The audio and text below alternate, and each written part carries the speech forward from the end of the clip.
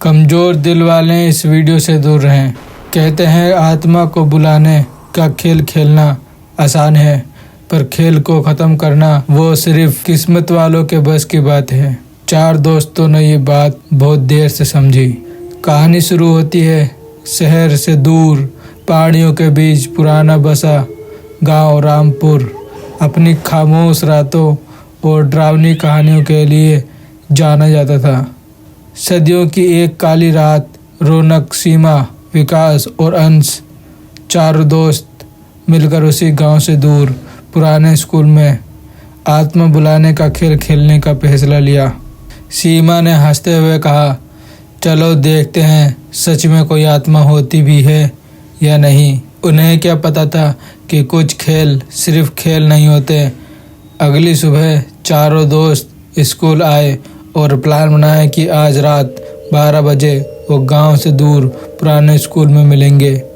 रात हुई और चारों दोस्त स्कूल के पहले एक मोड़ पर मिलते हैं और वहां से पुराने स्कूल की तरफ जाते हैं। स्कूल के गेट के पास पहुंचते ही उनमें से एक दोस्त ने देखा स्कूल की खिड़की पर एक काला साया है। वो डरा नहीं। ये लोग गेट खोलकर अंदर जाने लगे थे और तभी देखते हैं कि लिखा है यहाँ आना वर्जित है। लेकिन तभी एक हवा का झोंका आता है। उसमें इतनी बदबू होती है कि ये लोग अंदर जाने के लिए बेबस हो जाते हैं। ये जल्दी जल्दी भागते हुए स्कूल के अंदर एक रूम के अंदर पहुंच जाते हैं, जहां इन्होंने सबसे पहले टॉर्च जलाई और फिर मोमबत्ती जला के चारों तरफ चौक से गोला कर दिया और विकास ने बीच गोले में एक त्रिकोण जैसा बना दिया। त्रिकोण बना के एक मोमबत्ती बीच में जला दी और सीमा ने किताब खोलकर मंत्र पढ़ना शुरू किया और फिर चारों ने एक दूसरे का चेहरा देखा और बोलना शुरू कर दिया, अगर कोई यहाँ आत्मा है तो निशान दे, अगर कोई यहाँ आत्मा है तो निशान दे, अगर कोई यहाँ आत्मा है तो निशान दे। कुछ पल गुजर गए। चारों दोस्त मंत्र खत्म होने के बाद यही बोलते, अगर यहाँ कोई है तो निशान दे, अगर कोई यहाँ है तो निशान दे। और अचानक हवा रुक गई। कमरे का तापमान गिर गया। मोमबत्ती की लो 90 डिग्री तक झुक गई और जैसे किसी ने फूंक मारी हो। अंश डरने लगा और डरते हुए कहा, ये हवा से नहीं हुआ है। और तभी कमरे का दरवाज़ा धीरे से खुद ब खुद बंद हो गया। चारों के चेहरे सफ़ेद पड़ने लगे और फिर मोमबत्ती की लो काली हो गई, नहीं नारंगी हो गई, पीली हो गई, नहीं सीधी काली हो गई। मोमबत्ती अपना कलर चेंज कर रही थी। रौनक ने कांपते हुए पूछा, किसी ने दरवाज़ा बंद किया है क्या? सब एक दूसरे का चेहरा देख रहे थे। उनके ठीक पीछे किसी ने ज़मीन पर 3 उंगली से क्रोच बना दी। सीमा ने हड़बड़ाहट में मंत्र फिर से पढ़ा, लेकिन इस बार आवाज़ उसकी नहीं थी। छत से एक धीमी, भारी और भयानक आवाज़ आई, क्यों बुलाया है मुझे? चारों ने ऊपर देखा। छत पर एक काला साया चिपका हुआ था और वह धीरे धीरे गर्दन घुमाकर चारों को देखने लगा। अचानक अंश के कान में से खून टपकने लगा। विकास की टॉर्च का शीशा खुद ब खुद टूट गया। रौनक की सांसें अटकने लगी। सीमा चीखी, हमें यहाँ खेल बंद कर देना होगा। पर तब तक बहुत देर हो चुकी थी।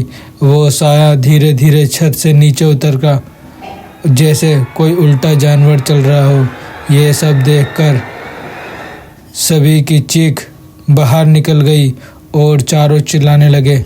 काले साया ने बोला, जिसने ये खेल शुरू किया है उसे ही ये खेल ख़त्म करना होगा, नहीं तो किसी एक को मेरे साथ चलना पड़ेगा। यह सुनकर चारों ने एक दूसरे की तरफ इशारा किया और फिर चारों भागने की कोशिश करते हैं। जैसे ही चारों एक साथ भागकर बाहर आते हैं, लेकिन बाहर पहुंचते ही सीमा चीखती है और बोलती है विकास, और रुक जाती है। विकास गायब था। अंश ने डरते हुए कहा, वो तो हमारे साथ ही निकला था।